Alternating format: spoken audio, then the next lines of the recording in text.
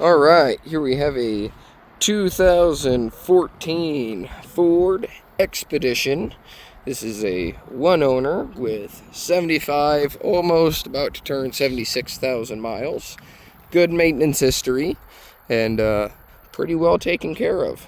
So these expeditions are awesome. This is not an EL. It does not have third row. Pretty well a base model, but regardless, runs and drives beautiful.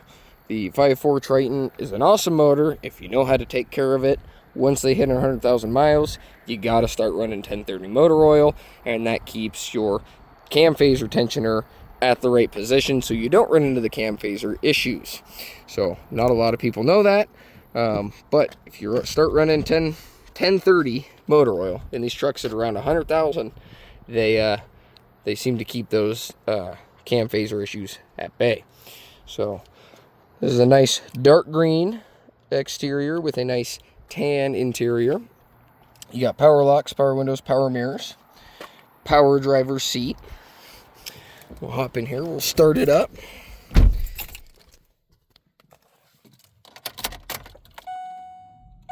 75,924. Like I said, about to turn 76,000. We'll buckle up here, that way the light goes off, and we'll start it up.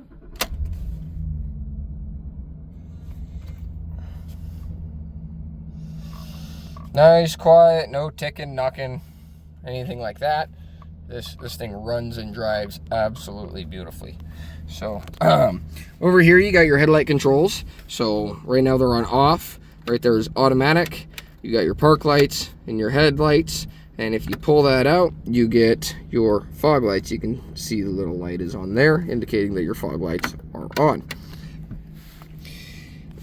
Over here, you got your dimmer. So this is just a roller. So when your headlights are on, this determines how bright or dim your gauges are. So hard to tell here in the daylight, just about impossible to see, but you'd notice it at night. This is a tilt steering wheel, so you just pull this up and you can tilt it into any position you want it to be. Cruise controls are right here on the left, on, off, set, speed, and resume. This does not have Bluetooth. You can see there's no hands-free phone controls over here, meaning that this does not have Bluetooth. Over here you can see AM, FM, CD radio. Says no phone there, meaning no Bluetooth. Right here you got your shift on the fly 4-wheel drive. So right now we're in 2 high. You can drive around in 4 automatic, and what that does is it uses the wheel speed sensors to detect when you're losing traction, and it will send the power to the appropriate wheel. 4 high is your standard 4-wheel drive high. It acts as a 4-wheel drive truck and engages your front and rear differentials and gets them all spinning at the same time.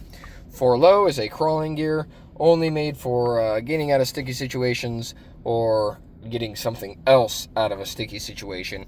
Example, if you had a trailer in the mud and you just couldn't get it out, neutral, with the vehicle stopped, put it in 4 low, and it'll grab a root and growl. Over here you got your climate controls. So hot, cold, on, off, where do you want it? You also have rear climate controls, so you can control them up here, or you can press the rear button, and that gives control to the rear of the vehicle. Just below that is a 120 outlet. Pretty straightforward. Never been used. Nice big center console here. You see an auxiliary cord there. Nice deep center console. You got a nice coin holder here. Let's see if it'll brighten up there. Not much. Pretty straightforward. You do have a tow haul mode right here. So you're driving down the road. You press that button, you can see tow haul. So that changes your shift points in the transmission, gives you a little bit more low-end torque, and it keeps the transmission in that preferable torque range, which is especially good for hauling. We'll go around to the rest of the rig here, and we'll show you everything else. So again, this is not an EL or extended length. This is just a regular size Expedition. Nice clean door panel there. Very nice, clean, cream-colored seats. So, right here, this is where your rear climate controls are, as well as rear radio controls. If you've got headphones or something, and you and say your wife are talking, and the kids are in the back listening to the radio, you don't have to worry about it. These are the climate controls here, as well as positions. And then they can adjust volume to their headphones through those buttons, as well as what channel is being played. Pretty straightforward. These seats do fold down, so you just pull this guy here. Oh, we start with this strap here. So you grab this strap, pull it, headrest goes down, pull that lever, seat goes down, and then these do go into cargo mode, which makes it flat all the way across the back. They do also have pass-through mode, which is this strap back here, and that makes it lift up so you can get access to the rear. Really handy if it had a third row. Also handy for getting into the storage area back here if you needed it. All three of these do fold down. This one's got a lever right here. Folds down there. You get a nice storage cubby here. So nice deep storage if you needed it. This panel does come up. It is just Velcroed. Nothing really of note back there. It's just a platform so stuff doesn't fall down in the bottom there. We'll go around to the back. So with every Expedition, as far as I know, they do have the glass that opens. So real handy if you got groceries in both of your hands, you can't quite get the hatch open. You just press that button, open up the glass, and you can set stuff right back in there. See, nice clean back area. Clean panels there. And there is your spare tire kit. So you got your jack as well as your tire iron. This plug is what covers the screw for setting the tire down, because the tire is underneath the rig just like a truck.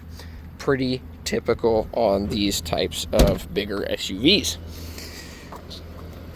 On this side, you can see again, nice clean door panel. Obviously this truck or SUV was not used and abused. The people who had it last obviously took really good care of it. So we'll fold all of this down to that level, and you can see now it is even all the way across the back. So if you needed to put sheets of plywood in here or like tin roofing, it could do that. It's plenty capable of hauling those types of longer, bigger items. You get a power lock switch and a power window switch on this side. Oh, excuse me. Manual passenger seat, pretty standard. And overall, you know, just in really fantastic condition. A couple of screw holes here. Chances are there was a CB mounted. That's pretty typical in these ex-government rigs. So, and then in here you do have the owner's manual as well as your quick reference guide, and all of that information there. A couple of sunglasses holders up there. Very nice headliner in very good shape. Yeah, very nice rig, very well taken care of. Nice set of Falken Wild Peak all-terrain tires. So these are in really good shape too. Lots of tread left on those bad boys. We pop the hood and you can see 5.4 Triton 3-valve. So fairly common engine, especially in these years. Lots of them, and I mean absolutely tons of them, with 3, 4, 500,000 miles, still running strong. The biggest thing is once they hit that 100,000 mile mark, you have to start putting 1030 motor oil in them. If you don't, the chain tensioner for the timing does not have enough pressure with the factory oil to keep tension on the chain properly. And that's where you start getting the cam phaser issues, the chain slap, all of that. It can all be alleviated with 1030 motor oil. It's not a guarantee, but with experience that we've had with these 5.4s, I've seen tons of them with 4, 5, 600,000 miles that all sound great, and they're all running 1030 motor oil. So, very nice engine. You just got to know how to take care of it. Underneath, you can see pretty clean. Little bit of browning. That's to be expected from a rig that's 10 years old. Nothing crazy. Obviously, no pack rust, nothing structural. And everything under there is nice and dry, like it should be. So, that's what I have for you on this guy. 2014 Ford Expedition. One owner with 75,000 miles on it. Come see us here in Athol, Idaho. Give our website a visit at www.familymotorcoidaho.com.